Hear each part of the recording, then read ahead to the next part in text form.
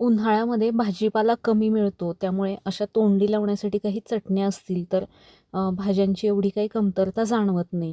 तोंडी लावण्यासाठी मस्त आणि पौष्टिक अशा मी 2 प्रकारच्या इथे चटण्या बनवते आहे. सगळ्यात आधी मी इथे जवस घेतलेले आहेत. 1 कप घेतलेत आणि जवस आपल्या आरोग्यासाठी अतिशय पौष्टिक आहेत. त्यामुळे रोज आपल्या आहारामध्ये याचा समावेश केलाच पाहिजे. हे जवस आपल्याला मीडियम हीटवरती छान खरपूस असे भाजून घ्यायचे आहेत.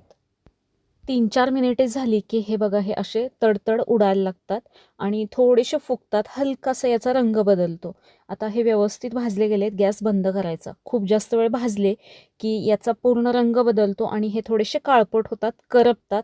त्यामुळे हलकासाच याचा रंग बदलला की लगेच गॅस बंद करायचा आणि हे गार करून घ्यायचे आहेत. त्याच पॅनमध्ये थोडेसे शेंगदाणे मी खरपूस असे भाजून घेते आहे. शेंगदाण्यामुळे या चटणीला छान खमंग अशी चव येते. हे शेंगदाणे पण चांगले भाजलेत, ते मी काढून घेतले. कढीपत्ता घालते. कढीपत्ता पण थोडा भाजून घ्यायचा. यामध्ये काहीही भाजत असताना तेल अजिबात वापरायचं नाही, असंच भाजून घ्यायचं. कढीपत्ता चांगला कुरकुरीत असा झाला की हा देखील मी काढून घेते. गार होण्यासाठी मी यामध्ये सगळे शेंगदाणे आणि कढीपत्ता काढून घेते. यामध्येच आपल्याला 3-4 लसणाच्या कुड्या घालायच्या आहेत. लसूण भाजून घ्यायची गरज नाही आहे. असाच डायरेक्ट मी घातलेला आहे सोलून. आता दुसरी म्हणजे तिळाची चटणी बनवते आहे. हे तीळ पण अगदी चांगले मीडियम हीटवरती छान खरपूस भाजून घ्यायचे आहेत.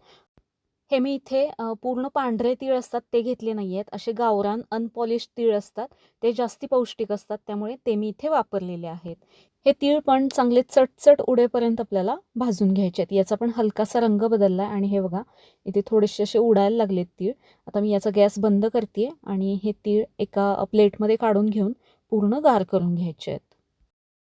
या तिळाच्या चटणीसाठी पण मी इथे थोडासा कढीपत्ता घेतला आहे. तो पण छान असा खरपूस भाजून घ्यायचा आहे. सुक्या खोबऱ्याच्या चकत्या बनवून घेतल्यात मी थोड्या इथे आणि थोडेसे जिरे हे पण थोडंसं भाजून घेते मी हलकंसं. जिरे लगेच करपतील. अगदी कमी गॅसवरती भाजून घ्यायचं आणि हे पण यामध्ये काढून घ्यायचं आहे. हे आता सगळं चांगलं गार करून घ्यायचं आहे. यामध्ये पण 3-4 लसणाच्या कुड्या घालायच्या आहेत. आता हे आपल्याला सगळं बारीक करून घ्यायचं आहे. मिक्सरच्या भांड्यामध्ये मी घालून घेते आणि यामध्ये आपल्याला हा घालायचा आहे आपला कांदा लसूण मसाला 1 ते 1.5 चमचा. थोडंसं काळं मीठ घातलं, साधं मीठ घातलं. आता हे थोडंसं जाडसर असं मी इथे बारीक करून घेतलं आहे. याच पद्धतीने हे जवस पण गार झालेत, हे देखील मी बारीक करून घेते आहे. हे मिक्सरच्या भांड्यामध्ये घातले. आता यामध्ये आपला हा कांदा लसूण मसाला घालायचा आहे. अगदी उत्तम चवीचा डंकावरती कुटलेला हा कांदा लसूण मसाला आहे. तुम्हाला पण तुमच्यासाठी मागवायचं असेल तर इथे जो व्हॉट्सअप नंबर दिला आहे त्या व्हॉट्सअपवरती हाय करा, तुम्हाला सगळे डिटेल्स मिळतील. तर हा कांदा लसूण मसाला घालायचा आवडीनुसार. काळं मीठ आणि साधं मीठ घालायचं आहे.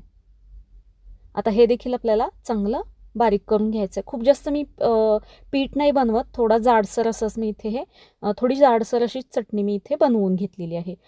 एकदम खमंग आणि पौष्टिक अशा हे आपल्या चटण्या तयार झाल्यात. महिनाभर टिकतात. भाजीला काय नसेल दह्यात मिक्स करा आणि भाकरीसोबत जबरदस्त लागतात. या चटण्या आवडल्या असतील तर व्हिडिओला लाईक, शेअर, सबस्क्राईब करा. धन्यवाद.